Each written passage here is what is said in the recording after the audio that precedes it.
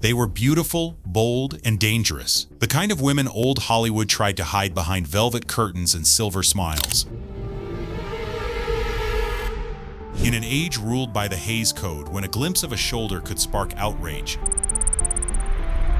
they lit fires no censor could extinguish. These actresses weren't just stars, they were revolutions wrapped in satin and scandal. The studios called them too much. The critics labeled them vulgar, but behind every whispered insult was fear. Fear of women who refused to obey. When cameras rolled, they spoke the language of freedom. When the lights went out, they paid the price for it. From Mae West's smirk that mocked morality to Jayne Mansfield's calculated chaos. From Ava Gardner's defiance to Marilyn Monroe's heartbreak. These women didn't just entertain. They exposed the double standards of a glittering empire built on desire, yet terrified of women who owned theirs. They were fined, banned, even erased, but never forgotten. Every scandal they sparked became a crack in Hollywood's golden facade. And through those cracks, the truth slipped out, that vulgarity was never the crime, authenticity was. So tonight, we pull back the curtain on the legends they tried to silence, the fearless women who turned shame into power and controversy into immortality. Because in old Hollywood, being called vulgar was the most glamorous rebellion of all. Do you think Hollywood labeled these women as vulgar because they were truly shocking, or because they scared the system? Let me know in the comments. She was the dream America sold to itself, and the tragedy it tried to forget. Marilyn Monroe wasn't born into glamour. She became it, piece by piece, until even she couldn't tell where Norma Jean ended and Marilyn began. Her walk, her voice, her every smile was studied perfection, a mask polished by studios, photographers, and men who thought they owned her. But beneath that glitter was a woman starving for authenticity. They called her vulgar, cheap, even troubled, yet they never stopped watching. The irony, the same system that condemned her sensuality profited from it. Behind the flashbulbs, Marilyn fought insomnia, loneliness, and an industry that treated her like a product. She tried to reclaim her voice, forming her own production company, demanding better roles, fighting for respect. But the machine of fame doesn't forgive rebellion. When she was found unresponsive in 1962, the world mourned, not just the star, but the innocence it had destroyed. Rumors, conspiracies, and heartbreak followed. Even in death, she was still a headline. Marilyn Monroe wasn't vulgar, she was vulnerable, and that was her greatest threat to Hollywood's illusion. She proved that the real scandal was never her body, it was her honesty, and that's why even decades later, her shadow still lingers over every woman who dares to shine too brightly. Before Marilyn, before Madonna, there was Mae West, the woman who made America laugh, blush, and question everything it thought it knew about good girls. In the roaring 1920s, when women were expected to whisper, Mae West roared. She wrote her own plays, bold, risque, and dripping with innuendo. Her hit show Sex didn't just scandalize New York, it got her arrested. But here's the twist, the arrest made her famous. Overnight, she went from a struggling actress to the most talked about woman in America. Hollywood didn't know what to do with her. Studios tried to tame her with scripts, but Mae rewrote every line. Her signature drawl turned censorship into comedy. When the censors cut her jokes, she made new ones. Sharper, funnier, and twice as suggestive. The more they tried to silence her, the louder she became. She once quipped, "I believe in censorship, I made a fortune out of it," and she wasn't exaggerating. By 1935, Mae West was one of the highest paid women in the United States, a self-made icon in a man's world. But behind the diamonds and double entendres was a strategist who knew how to play the system. Every scandal was planned, every wink was a weapon. She understood something the studios didn't, that curiosity sells better than purity. Yet even Mae couldn't predict how far the label of vulgar would spread, because the next blonde bombshell didn't just flirt with scandal, she weaponized it, and what she did next would make even Mae West blush. Before the word bombshell existed, Jean Harlow invented it. With her platinum hair, sharp tongue, and unfiltered charm, she became the face of desire and the target of moral panic. In 1930, at just 19 years old, she exploded onto the screen in Hell's Angels, dripping in silk and confidence. Audiences gasped, critics raged. America had never seen a woman so unapologetically alive. The press called her cheap, vulgar, even dangerous, but that only made her films sell faster. Jean's secret wasn't beauty, it was rebellion. She smoked, joked, and spoke like a woman who didn't care what men thought. In a time when actresses were told to act innocent, Jean played bold and knowing. Her voice dripped with irony. Her smile said she was in on the joke and maybe even running it. But fame came with a cruel twist. The same studios that sold her image also suffocated her with control. The pressure, the headlines, the loneliness. It all piled up behind that famous grin, and then suddenly she was gone, dead at just 26. Fans mourned, critics revised history. Hollywood crowned her the Platinum Angel, conveniently forgetting that the same town had once called her a sinner. Jean Harlow didn't just make America blush, she made it question who got to decide what was pure. But the next woman wouldn't just question it, she turned it into a spectacle. She wasn't just another blonde bombshell, she was the woman who studied how to be one. Jayne Mansfield turned shock into strategy and scandal into stardom. On screen, she played the dizzy, playful blonde who made men trip over their words. Off-screen, she was a genius. Literally. Jayne reportedly had an IQ of 163, spoke 5 languages, and played the violin. But Hollywood didn't want brilliance. It wanted cleavage and chaos, and Jayne gave them both, on her terms. Every accidental wardrobe malfunction, every headline-grabbing moment, was perfectly choreographed. She knew how to bend the cameras to her will. When photographers crowded a red carpet, she'd lean just enough to make front-page news. While others cringed at the word vulgar, Jayne built an empire on it. But the act had a price.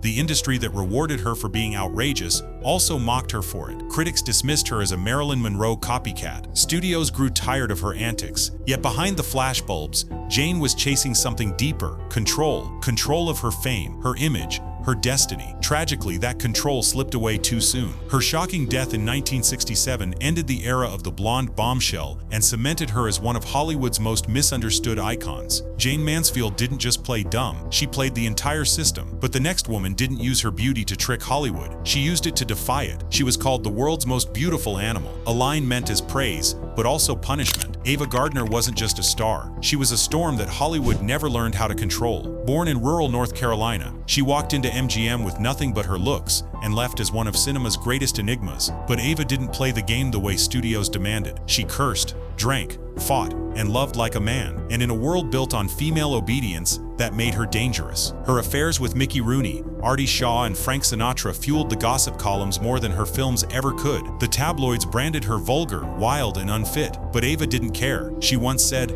"I either write my own story or let them write it for me, and I don't like their version." Behind the glamour was a woman trapped between two worlds, the one that worshipped her beauty and the one that condemned her for enjoying her own freedom. When the studio system tried to cage her, Ava packed her bags and moved to Spain, living on her own terms. They called her reckless. She called it survival. Ava Gardner was more than a goddess. She was proof that being vulgar often just meant being real. But if Ava broke the rules of love, the next star broke the illusion of perfection itself. When Rita Hayworth slipped off her black satin glove in Gilda 1946, the world forgot how to breathe. That one scene, slow, suggestive, and impossibly elegant, turned her into Hollywood's ultimate fantasy. But behind the fantasy was a woman begging to be seen. Born Margarita Cancino, she was forced by studios to change everything. Her name, her hairline, even her ethnicity. The transformation worked. She became the love goddess, yet the price was her identity. Hollywood adored her curves but erased her truth. Rita once confessed, "Men go to bed with Gilda and wake up with me." It was a heartbreaking reminder that the world loved the character, not the person. She played sultry seductresses, but off-screen she was quiet, gentle, and painfully shy. The more she tried to separate herself from Gilda, the more the media blurred the line. Her marriages to Orson Welles, Prince Ali Khan, and others turned into public battlegrounds. Every heartbreak became a headline. Every tear was labeled diva drama. But in truth, Rita was drowning in the image Hollywood created for her. By the time she stepped away from the spotlight, the goddess everyone desired had disappeared into shadows. Rita Hayworth didn't die a scandal. She lived one, created by a world that couldn't tell the difference between a woman and the fantasy it sold. If you could bring one of these golden age icons into today's Hollywood, who do you think would rule the industry now? I'm curious what you think, guys. But the next star refused to be anyone's fantasy. She became her own revolution. Before influencers,